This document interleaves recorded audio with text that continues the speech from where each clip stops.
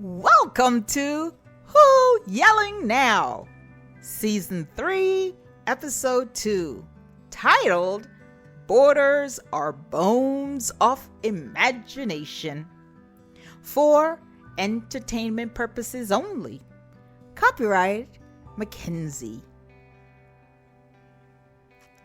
Let's begin with a story titled The Chalk Wars. How Nations Are Born. It began with a chalk. A hot Tuesday afternoon, the kind that melts crayons and patience. The playground shimmered under the sun.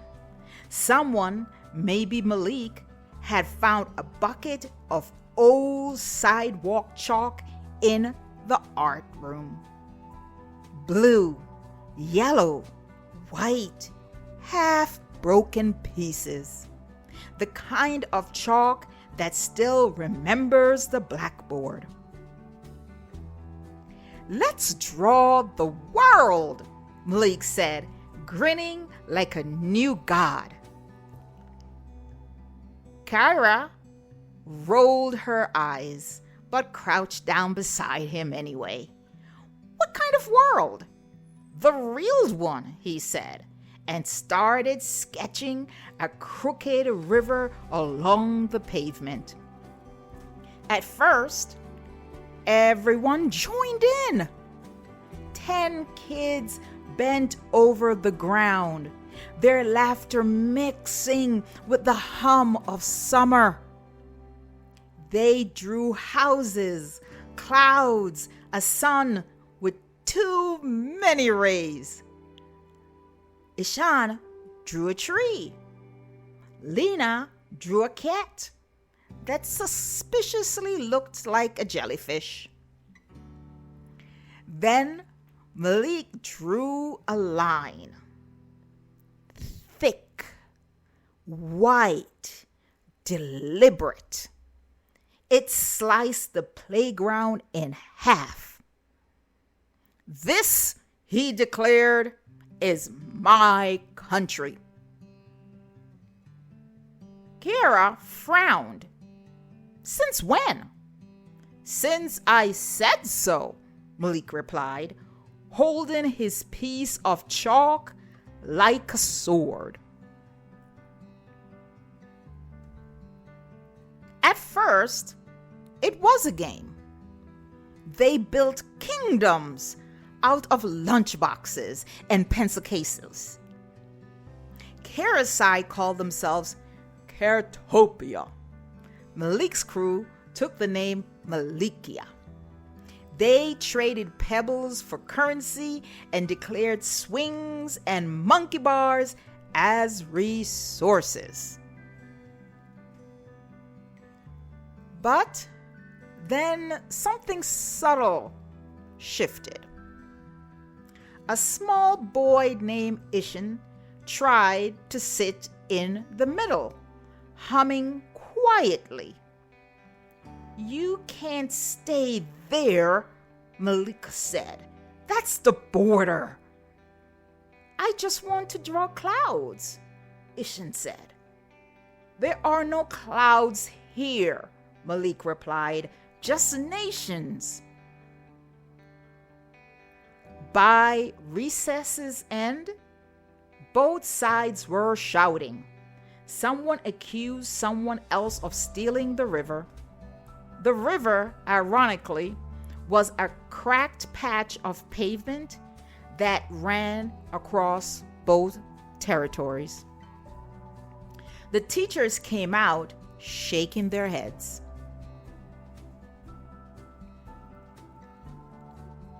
Next play session, Malik started assigning roles. "You, Jordan, you're our border guard. No one crosses without paying." Kara followed suit. "Maya, you handle trade. No free passes." Before long, every child had a job, and every job required defending the line. It spread fast, as ideas do when ego feeds them.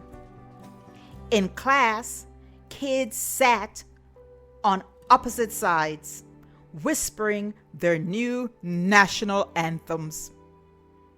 They changed their group projects. Malika versus Caretopia. Even during lunch, Malik's group ate at the back table, guarding their trays like passports. A week later, the line crawled out of the playground. It snuck into the hallways, dividing who used which water fountain. It snuck into the neighborhood, where the kids began noticing things they hadn't before. Whose parents drove new cars? Who got free lunch? Who had accents when they said water?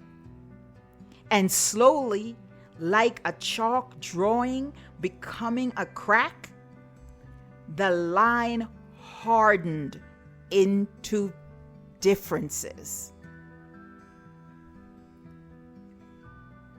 The teachers noticed.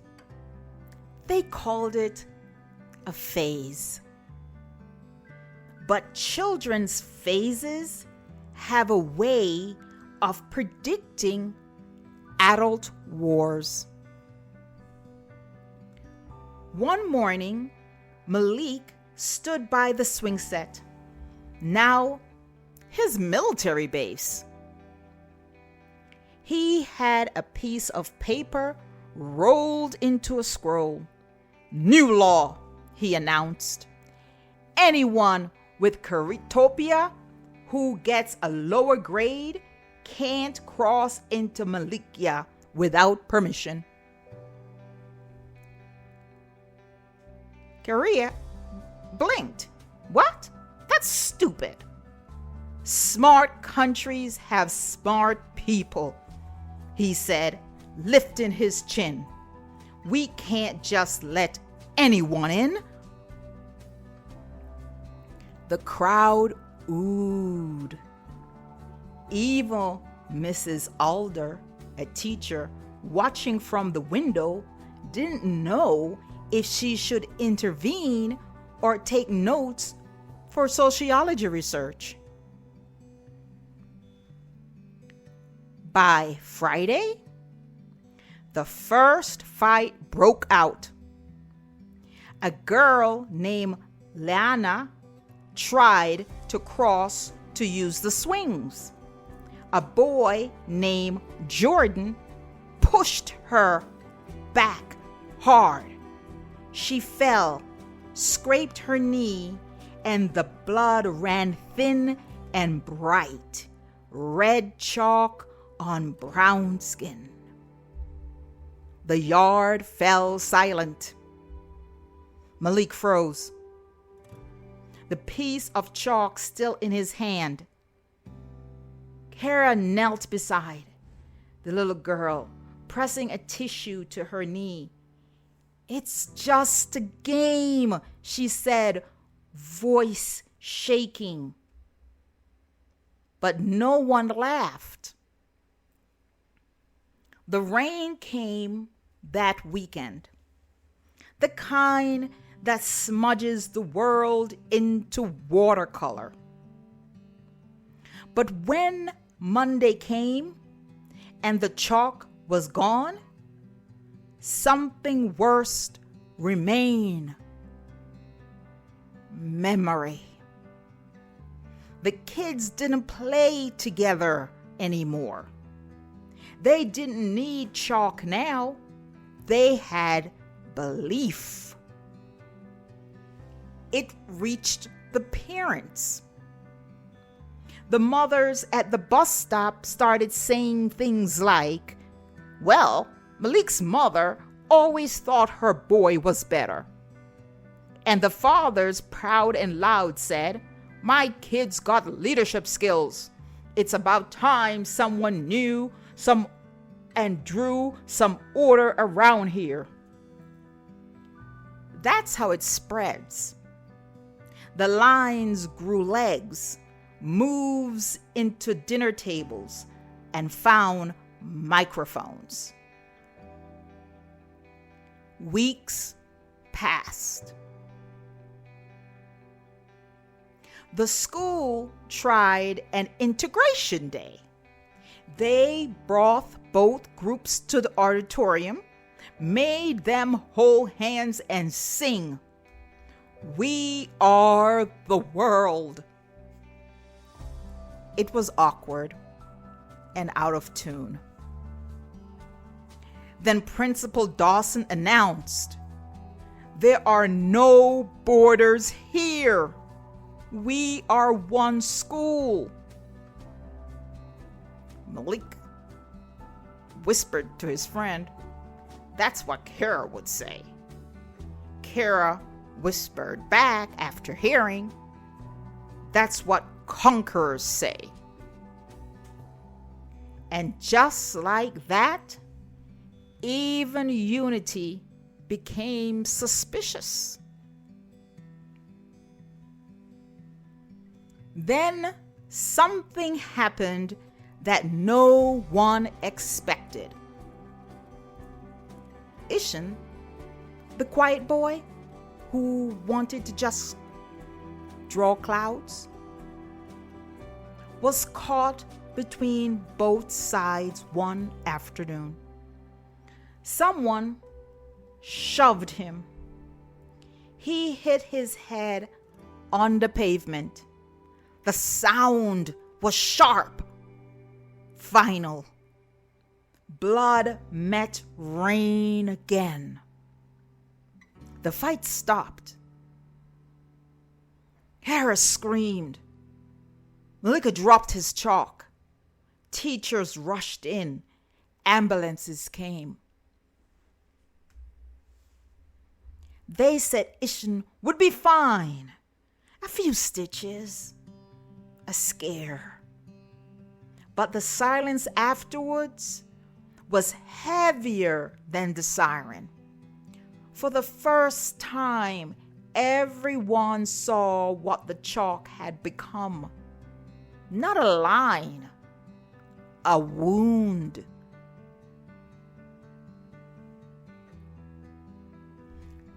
Days later, Malik visited Ishan in the hospital. He carried a single piece of chalk in his hand, pale and half used. He placed it on the table beside the bed. "I thought I was making a country," he said softly. "But I was just breaking one." Ishan looked at him and smiled through his bandage. "It was a good drawing, though." Malik laughed a little. "Maybe next time we draw clouds instead." And outside, the rain started again.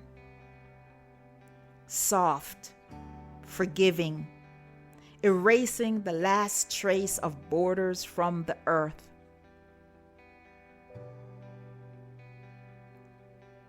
Friends, subscribers, listeners, border drawers,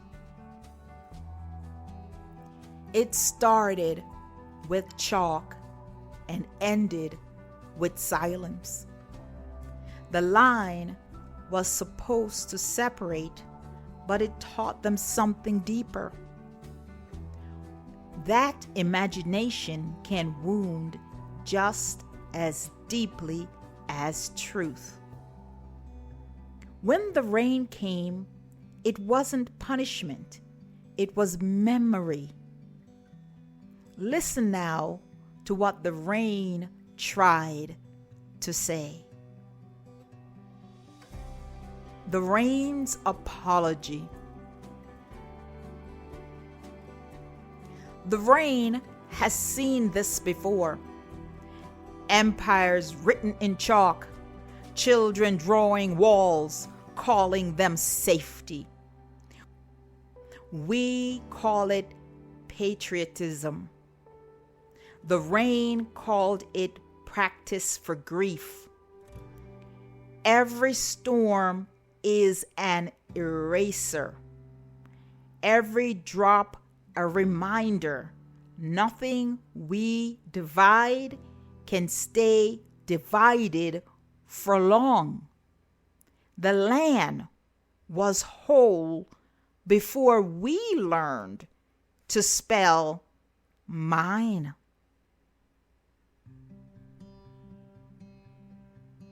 That was the rain speaking. The sound of the earth trying to forgive us again. But this story isn't really about children. It's about us. About every line we draw and believe too hard to erase. This story is and will be always about us. It's how every border begins, an innocent game that became law, then identity, then injury. When Malik made his line, he didn't mean harm. He meant order, pride, maybe even belonging. But when he turned that pride into rules, it became separation. When he tied separation to value, grades, families, cars, it became hierarchy. And when he defended it with force, it became violence. That history in miniature. That's how gangs, nations, and empires are born. The psychology of borders. Humans crave belonging. We define ourselves by who we're with, but even more by who we're against. Once we draw a line, we start believing it's sacred. We build flags, slogans, armies, all to protect something that was never real. It's comforting to say, we are us, they are them. But it's deadly when them starts to mean less than. If we really divided by grades, half the world would be under academic probation and still claiming citizenship by vibes. Where have you built your own chalk lines, my dear ones? Did you build them at work? In your friendships?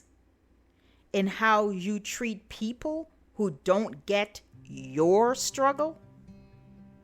Because borders don't just live in nations. They live in conversations, in marriages, in art scenes, even in movements for justice.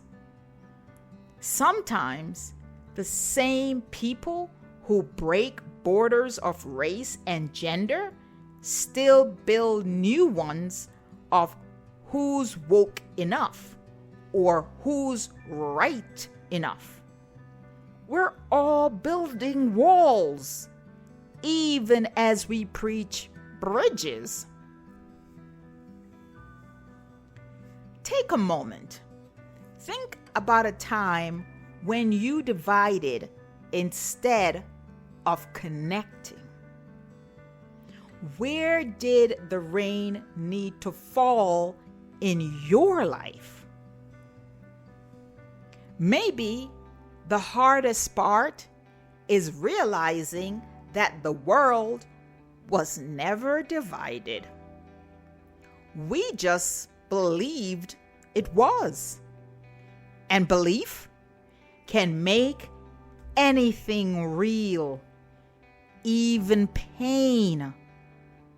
But belief can also remake the world.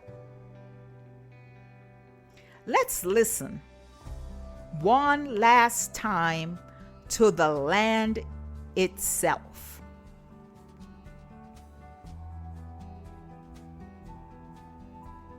The land remembers. The land remembers before fences, before nations, before the word illegal. The wind has never filled out paperwork. The ocean never asked for permission. We name the dirt and called it ours. The dirt covers us back and calls it even. Borders are bones, but not of the earth. They're bones of imagination, buried in fear. When the rain comes, it will wash us clean. And maybe, finally, we'll see each other as we were before the lines. Children drawing the same sky. The earth will always see us as children. The land was whole before we named it, before we carved it, before we feared it. In the next episode, we'll talk about another kind of line, the ones written on our skin. Join me for episode 3, The Race Illusion. See you in the next episode.